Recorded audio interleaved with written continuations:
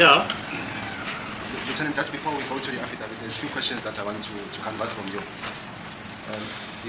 If I remember or recall very well, you told this court through cross-examination by my colleague advocate Mxolisi that in 2002 you attended a course on consecutive matching installations. Ngiyakhumbula ke ukuthi ubuzwe umbuzo ngoMxolisi ukuthi wake waya yini ukuyokwenza isifundo esikhuluma ngemigqa edwebeka ehlamvini elandelayo. 2000. If you can maybe refresh my memory, when was that? When you attended the course on CMS? On the CMS. CMS, yes. I think the CMS was in Cape Town. Yeah, you said in 2002. When we asked by my colleague. And in 2002 was the identification course. Oh, identification course. Okay. In 2002 ngangiyowenza lento ekuthiwa identification course ukuthi uqophe. And the CMS course, did you do any courses on CMS? When you CMS khona ifundo wayenza? Yes. CMS we attended, I think it was in Cape Town, I can't recall which was. CMS ayifunde Cape Town, angisakhumbula ukuthi kwakuyimuphi unyaka. I'm not sure if it's 2014, but somewhere there. Angisakhumbula noma kwaku-2014 kodwa kuyingaso leso sikhathi. Was it presented by Bruce Moran and John Modan? It was Why presented by Bruce Moran and John Modan. No, John Modan. I can't recall it both of them, but Bruce, John Moran was there. Okay. John Moran wayekhona angisakhumbula ukuthi umuyoba.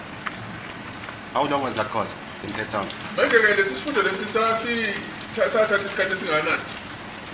I can't remember whether it was a week, but it was within a week something. But I can't remember how. Angisakhumbula ukuthi athathe iviki lonke kodwa ingathi ekhona la phakathi kweviki kodwa angisakhumbula ukuthi bathatha isikhathi esingakanani. When I was going through your CV, Lieutenant Colonel, in all your affidavits, in terms of Section 212 of the Criminal Procedure Act, 51 of 1977, there is nowhere in your CV, your curriculum vitae, where you made reference to the CMS course that you attended in Cape Town in 2014. Do you have any reasons not to do so? I-CV yakho ayikhombisi lutho olukhombisa ukuthi waya ey'fundweni e-Cape Town, i-CMS. Yindaba-ke i-CV yakho ingenako lapho? No, I have no reason why I didn't put it. It's not the only course that I did that's not on my CV. Oh, okay, no, it's Hayi fine. yona kuphela i-course engayibhalanga ku-CV yami. Is it correct, Lieutenant Colonel, that this term, the CMS, which is the consecutive matching striation, is defined as striated markings that line up exactly with one another without any break or dissimilarity between them? Iqiniso yini ukuthi le-CMS ukhuluma ngemigqa ebonakala ifanana kungekho ukwehlukana kule migqa lena? That's correct. Yebo kunjani? Is it also correct, Lieutenant Colonel, that in the interpretation of striate significance, one must look at the reproducibility of the striated marks? Iqiniso yini ukuthi ubheka le migqa ufanele ubheke nokuthi ucaca le migqa kungaphumuleka kangakanani? That's correct. Yebo kunjani? Is it also correct that, secondly, the striated marks must be of the same character or continuity? Do you confirm that? Iqiniso yini ukuthi le migqa le ifanele ibe nokufanana kakhulu? That's correct. Yebo kunjani? So now, I just want us now, Lieutenant Colonel, to refer to your exhibits, the court chart.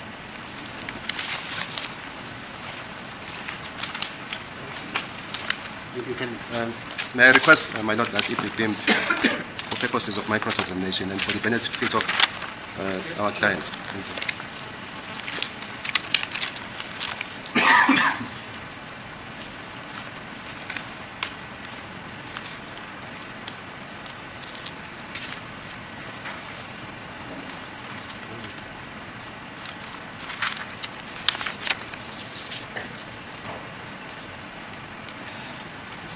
I've taken you through the record, Lieutenant Colonel, the proceedings of the 30th of August 2023, page 81.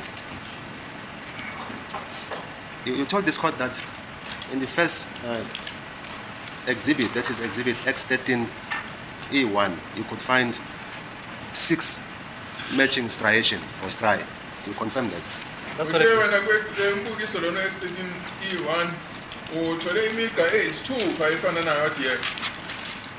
In exhibit X13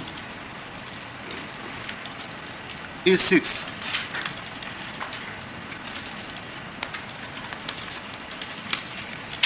which is equivalent to exhibit X13E1, you make the markings. Do you confirm that? That's correct. Yebo ngakhona la engakhona ngangadweba kuleyo chart. You'll also correct me if I'm wrong, Lieutenant Colonel, that under cross-examination by my colleagues on this aspect of the consecutive matching striation, we told this court that you found 7 matching striations, or even more. You confirm that? Oh, ungasiletha isiqinisekiso sokuthi wena uthole imigqa eyisikhombisa nengaphezulu kwaloko ehambelanayo. Yes, Malota, I said 7 in this one. Yebo On the first chart. yebo ngisho kanjalo ngathi le chart yokuqala lena ngiyithole ngaleyo ndlela. Do you confirm that you even went to an extent to say that it could be even more than 7 striation that you found on exhibit X13? Uqhubeke wathi E1. le migqa leyo itholile lapha ku-E1 ingaba ngaphezulu kweyisikhombisa. That's correct. Yebo kunjani. On exhibit X13 E6, which is equivalent to exhibit X13 E1, can you then show us, Lieutenant Colonel, the other striation or stria marks, which you say there could be 7 going upwards on the chart there? Can you show it? On which Can you one? show Which us? chart? On exhibit X13 E6, because on exhibit E1 you were requested to make the markings, and you indeed did so by making the markings which were handed in as exhibit X13 E6 of the record. Ngasikhombisa ke lapha ku-X13 E6 le minye imigqa uthi wayibona. Because on exhibit X13 E6 you indicated that there were 6 matching striations. Do you confirm that, Lieutenant Colonel? Because on exhibit X13 E6 you indicated 6 matching striations. So I want you to indicate the 7. Kulo mbukiso we-X13 E6 ukhombe imigqa eyisithupha efananayo. Where is the 7th matching stria? Ufike lo mugqa wesikhombisa ofananayo nawo. I've counted 6 that I have marked here. Yes. But it's not all of them that I've marked. As I said, I've counted up to 6. Okay. You can still have the markings. Some of them, yeah, because it's out of focus when you go to it. If you look at that 6 there, there's a mark there. And if you look at, like the way advocate said yesterday, there are markings. Here are the markings that he was referring to. I said they continue that side. There they are. The same as 3 here. There's 3. It continues, but here, because it did not touch the bullet properly, you cannot see them. They're not clearly visible. But when you go towards the end, there they appear. The one that there joins this one, so it's more than 7 today. But I think iyabonakala le migqa la esithombeni and iyabonakala ukuthi ingaphezulu kwesikhombisa. I'm sorry, my lord. I see that my client's hand, Mr. Mapisa, is up. May I approach him, my lord? Yeah. Thank you.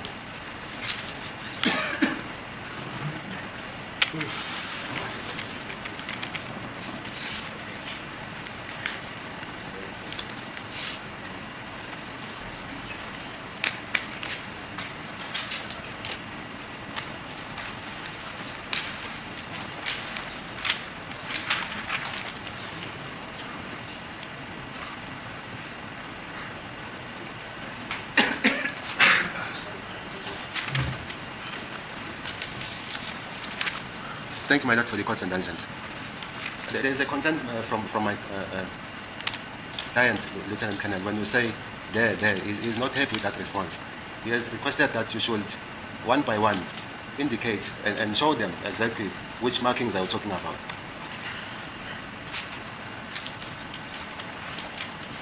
My lord, the first one, there's the one inside. When you say your client must go there, so that she must see what the colonel is pointing at. So he must go there, the client. Because he says he wants to see them as being mentioned, but it's too far, he can't see them. He's indicating, my lord, that he's okay where he sits at. So you can see clearly. He can, yes. Okay, fine. Thank you, my lord. My lord, on your left-hand side, you have your exhibit bullet. So there's your dividing line. Yes. So on the right-hand side is your exhibit bullet. Manje The first ngapha bullet. la sokunale nale ntamvu lena isikhombisa etholakala endaweni esigameko ngapha ngakwesokudla yile ekuhlolwa ngayo i-test bullet. I didn't mark them according to the sequence, but just mark them so that it can be clear. So 1 on the left-hand side, it's continue on the right-hand side, this one, and 2 will be 2 on the side. So my first one will be this one, where 1 is pointing. manje ke lezi lemigalena ngiyibekanga kulandelana kwayo kodwa ngikhombisile nje ukuthi u1 ngapha ngasokunxele ufana no1 ngakwesokudla.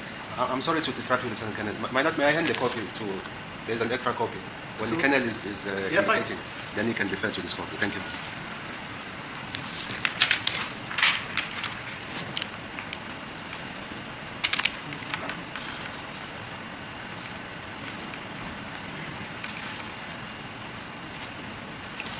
Yes, then we can proceed, Lieutenant Colonel. Right, our 2 on our left-hand side is this, the thick one that we see. Continues there, crosses the dividing line, continues there. Migqa wesibili ke lobonakalayo lapha ku number 2. If you look at 3, as I said, 3 it looks like a railway line. It's 2 striations here. Number 3 uyabonakala ngathi ujantshi. But if you look at this side, it's not that visible there.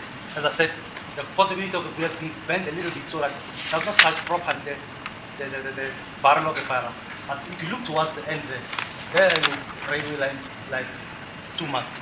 Athi uyabona ngapha la ephelela khona la ihlangana khona umgqalo ohlukanisa lezi inhlamvu zombili akubonakali lapho ukuthi uqhubeka kanjani ukuthi muya ngasekugcineni ngakwesokudla kuyabonakala futhi ukuthi le jantshi bengikhuluma ngawo nawe uyaphinde yaphi.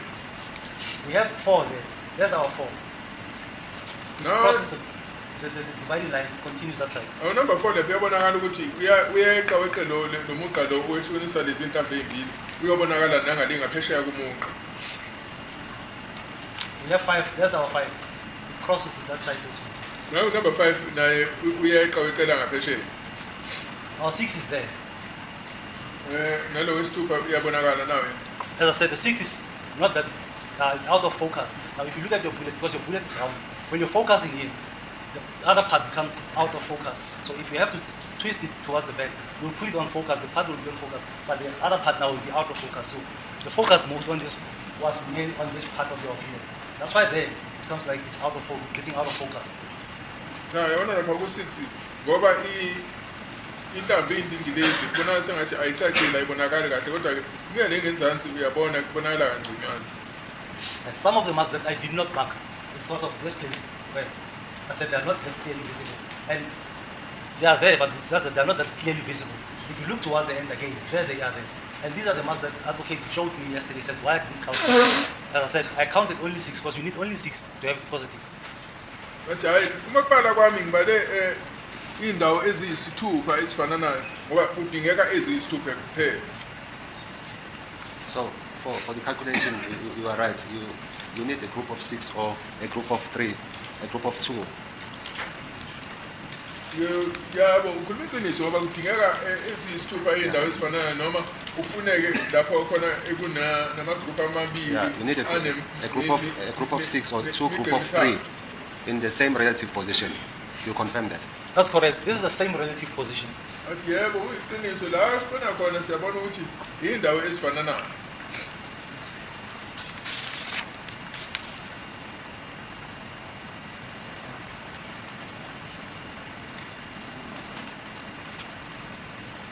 I just want to find out, Lieutenant Colonel, after we have calculated, let us say, a group of 2 group of 3 in the same relative position, and after you made the calculation of that group, you find that there is a break in the sense that in the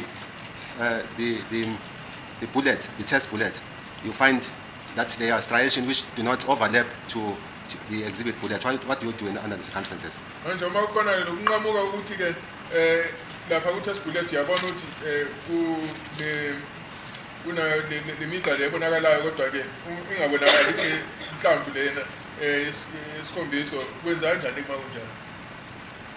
If you have a break, If they are not consecutive, let us say on the same bullet, you find that there is 3 striations which do not overlap to the test bullet. What do you do under the circumstances? Khona imigqa esenhlamvini letho endaweni esidomeko kodwa engaveli ingaqhubeki ukuthi iyovela lapha kule nhlamvu ekuhlolwa ngayo kwenzani makunjani? if you find 3 that does not overlap on the other side. Let us say you find 3 mismatching striation. When you count 1, 2, 3.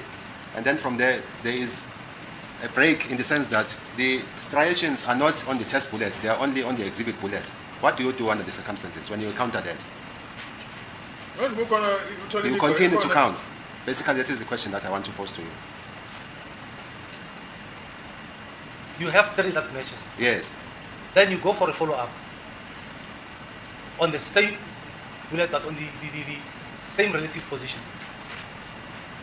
Manje uma kunjalo-ke uvele uqhubekele phambili ufuna ukulandelayo. Kodwa ufune imigqa eseyindaweni ezifananayo kulezi ntambo zombili. So the same relative position is within the same groove that you are looking for striations. Do you confirm that?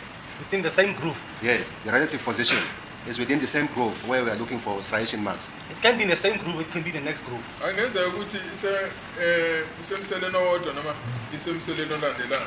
The calculations, Lieutenant Colonel, I just want to be clear on this. You find 3 matching striation on one relative position in one groove. Do you continue to count on the next group, or that will be your conclusion that you find sufficient markings in that groove? Musuqhubela komunye umselo uqhubeka ngokubala noma ubona uqalela phansi ukubala.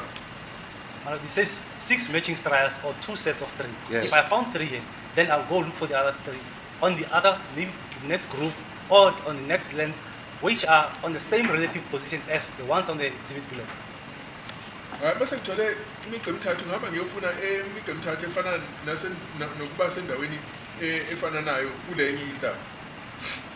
Lieutenant Colonel, our expert, Mr. Dave Bitese, is going to come and testify that at point number 1, you see point number 1, that is on exhibit X136. On point number 1, he agrees that the stria marks, they correspond in width, height, and depth.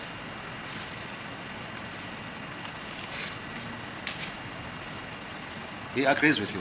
Athi lo khombise nje number 1 uyavumelana nawe uqopheshe wethu ukuthi yebo kunjalo ziyafanana kuyafana. In the sense that there is a special relationship with regards to the individual peaks that you found at point number 1. Wathi ngoba kukhona izinto ezikhombayo ukuthi kuyafana kule number 1. Is in the same agreement with your point which you marked as point number 2 on exhibit X13E6. Uyavumelana futhi nawe ukuthi lokumake kwaba u2 kuyafana.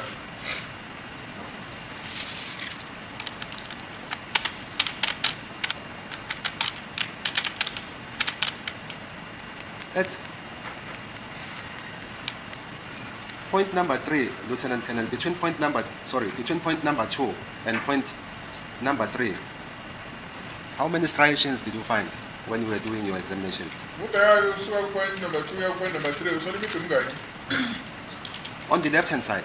Okay. On the left, that will be your Exhibit bullet. yes. Between point number 2 and striation 2 and striation 3. Yes.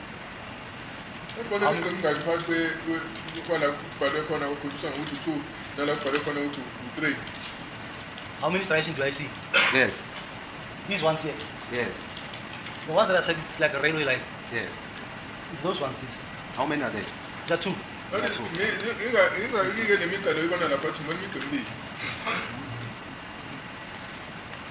And then on the exhibit bullets, how many are there? On the exhibit bullet. On the test bullets, I'm sorry, misunderstanding. On the test bullets. On the test bullet, they are visible there towards the end of it. How many are visible? All 2 of them are visible there.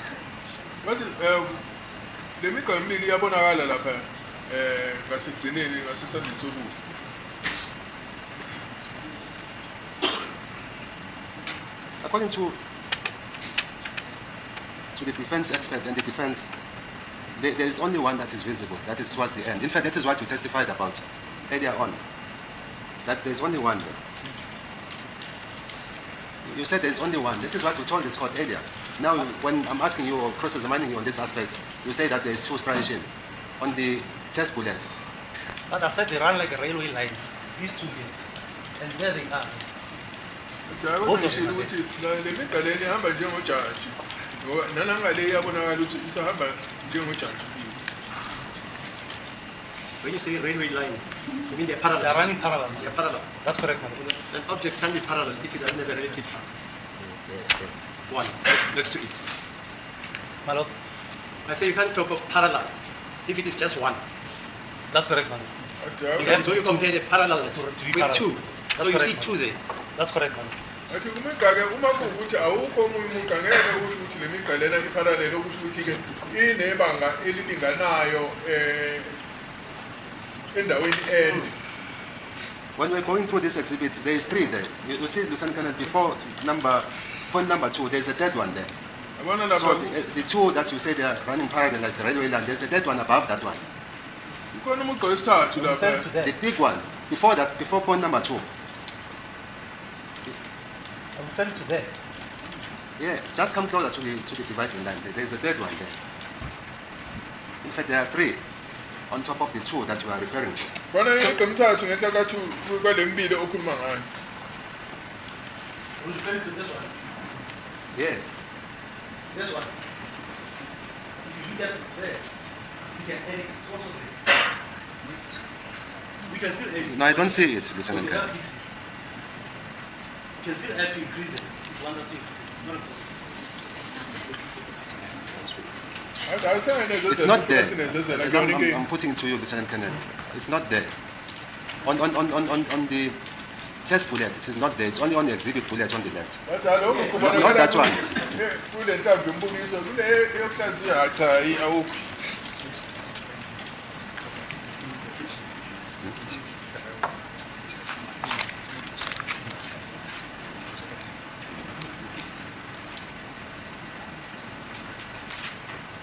Just to finalize this, Lieutenant Colonel, the 2 that you say they are on the exhibit bullet. No, wait.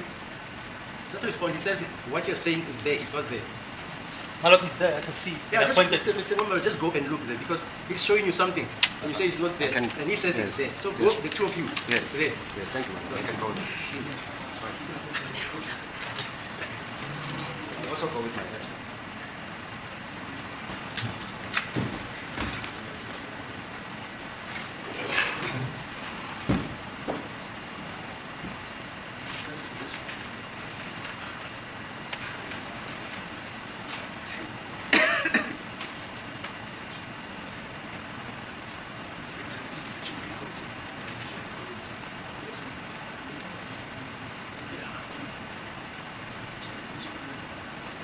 As it is the court, my lord, I'm wondering if we can't really also come here because later on we'll have to come and argue. Hello? I'm saying I was wondering if the court can also give us the indulgence to attend there because later on we'll have to come we and can go argue. there.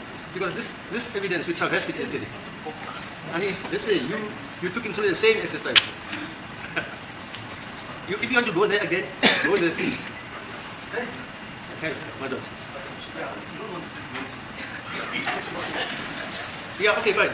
Have you shown them what That's you correct, say man. you see? That's correct, man. Fine. And which they say they don't see, They say they don't see it. but you see it. I can see it clearly. Okay. There are other persons are supposed to welcome you. Professor, is Professor and who? It's Lieutenant Colonel Sarel, Professor, Professor and the lady. Captain Dinian, Captain Felix. The first one? Lieutenant Colonel Fesser. Yeah. I'm not sure if he will come, but Okay. the other 2 are coming. Captain Dinian, Captain Feluna Okay, coming. fine, yeah, fine. Okay. Where's Professor? He's retired. He retired. This way. Retired where? I'm not sure where he's. Portugal. He's around the country. Okay.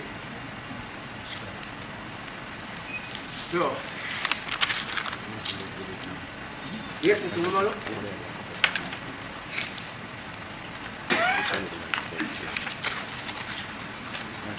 Lieutenant Colonel, let us now go to just above point number 2. Point number? 2, Lieutenant Colonel, just above point number 2 on the exhibit bullet. Asiye lapha ke ku le ntambi yombukiso lapha ngenhla ka-2. Maybe just before that, we can place it on record that myself and the expert, we went to the exhibit which was beamed on the screen, and we couldn't find the striations, the single striation which is on the test bullet on the right.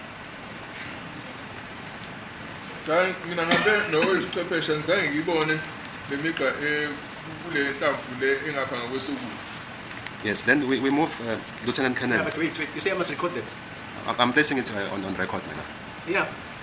He says he's placing it on record that what you say, you see, that number 2, whatever, it's not there. It's them, my lord. I can So see, and I pointed it to them. Yeah, so I must record that it's there, you pointed it out to them, and you can see it. That's correct, my lord. And then you, all right, that you say you were there at the board, it is not there. Thank you, Fine, madam. Thank no you. problem.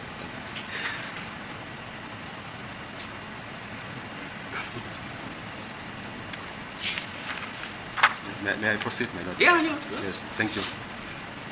Lieutenant Colonel, as I was indicating to you that on the test bullet, which is on the left, just above point number 2, there are striation marks there. You see them, just above point number 2 on the left. Kule nhlamvu leyo ukuhlola ngayo ukutesta ngayo kukhona imigqa ekhona ngenhla kwaleli phuzo libekela u2. Referring to these ones here. Yes. I can see them. Yebo ngiyabona.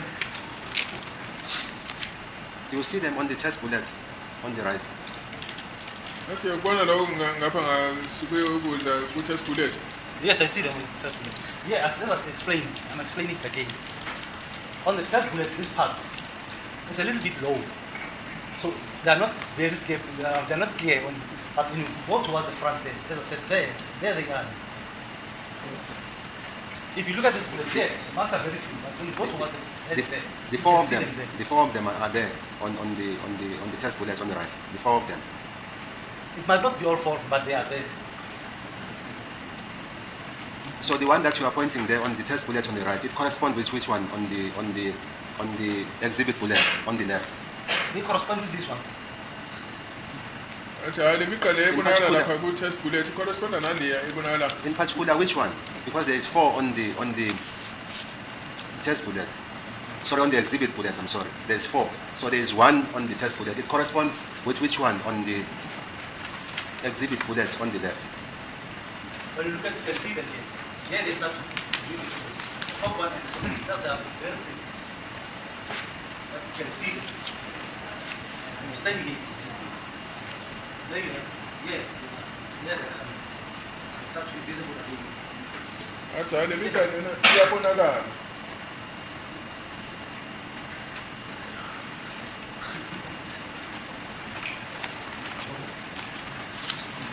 Thank you, madam. Thank you.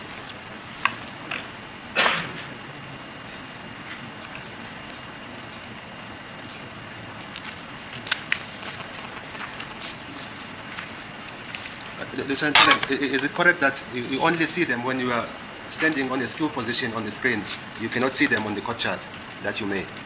Uyiqiniso yini ukuthi leli chart leyo ifakela enkantolo akubonakali kodwa kumume lapha ngasescreen uyakwazi ukuyibona? No, that doesn't make That sense. is the court chart. Wait. I What do you mean if it's not in the chart, but he sees it on the screen? I mean, what is on the chart, it must be on the screen. Otherwise, you must go back to school. It's matter. Like your learned colleague will tell you, Mr. Nisi. Matter doesn't vanish. If you say you're seeing it on the screen, you must see it on the court chart also. Otherwise, No, it's fine, madam. I'll proceed. It's fine. and the remark I'm making, if it is on the chart, and we are beaming the chart on the screen, you can't see it. My lord, I've made this chart. I saw them when I made this chart. And I can still see them on the screen there. Le migqa lena iyabonakala lapha ku-chart ngiyakwazi ukuyibona mina futhi nalapha escreen ngiyakwazi ukuyibona.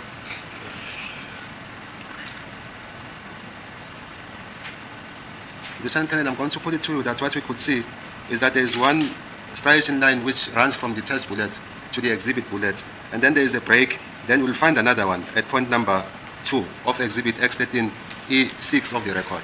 So there is a break between 3 and 2.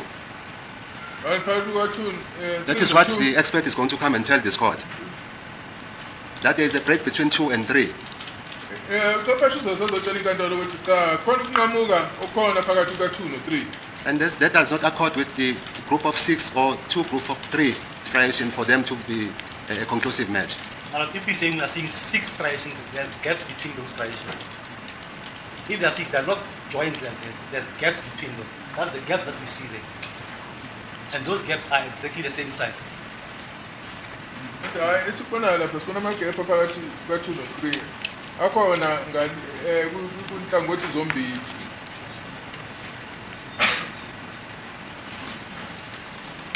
I expect Mr. Dave Peterson is going to testify and tell this court that that calculation that you made of the 6 consecutive striation is not a consecutive matching striation. That's how he interpreted it. It's fine. It's fine.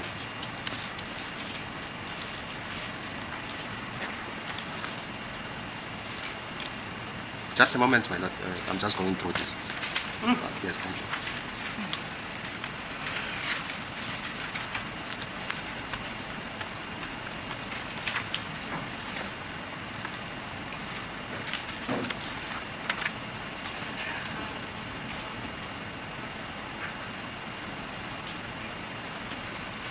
At point number 4, Lieutenant Colonel, of exhibit X13E6 of the record, would you perceive that striation line to be a 2D or a 3D at point number 4? Point number? Point number 4, Lieutenant Colonel. You have marked this with points. I'm at point number 4 now. Would you perceive that to be a 3D or 2D? It's a 3D. Number 4. Kushuthi liya into sibona lapha inobanzi nobude nokujula ayinabo ububanzi nobude kuphela. I'm asking this question because at point number 4 it is not very clear. As I said, the focus on the bullet. The minute you move towards the other side, the bullet is round. You're losing the focus. If you look at number 6 also, you're out of focus there. Look at number 5. Getting out of focus. Sengichazileke inhlambini ingilizi ukuthi kakuyozo zona zonke indawo ezilapha enhlambini ezizobonakala kahle. Kukhona lokho okuzogcina kungasacacile kahle elokuthiwa ifocus. Ukuthi phuma ku-focus manje. Okay. Maswidi usiyangena. Okay, I understand you, Colonel, because you are saying it is because you are moving away now. That is why it is not clear. But when you look at point number 5, on the exhibit bullet, would you agree with me that it is also when you are moving away from the focus that we are talking about? Yebo uyiqiniso ukuthi no point number 5 uyabonakala ukuthi ebasanga akacacile kahle ngoba ingalesi sikhathi ke ephuma ku-focus. No, I'm saying number 5 is clear on the test bullet. Oh, sorry, I'm sorry, Lieutenant Colonel, to mix it the 2 terms. On the exhibit bullet, point number 5 is clear. And we are moving away from the focus now. But when you are at point number 4, it is not clear. You said it's because you are moving away from the focus. But I can see a striated mark at point number 5, irrespective of whether I'm moving away from the focus. Basically, that is a question that I'm posing to you. Would you have any response? Number 5 yabonakala icacile kahle, number 4 akubonakali kahle. Kodwa yilapho uthe wena isuke isiphumile ku-focus. Ubona lo? Yes, I can see it. Yebo ngiyakubona. What are you saying? Is the striation not there? No. I'm not saying that the striation is not there. I'm saying you are saying number 4 is not clear because you are moving away from the focus. But on the same breath, I can see a striation mark on the test bullet at point number 5. Ayitho nithe point number 4 akacacile kahle ngoba sesiyaphuma ku-focus. Kodwa yini indaba number 5 ebonakala icacile ngcono kuno-4 kuwukuthi yena ungenhla. And point number 5 is further away from point number 4. You agree with me? Number 5 ubude kuno-number 4. Point number 5 can be away from it, but Yes. to get now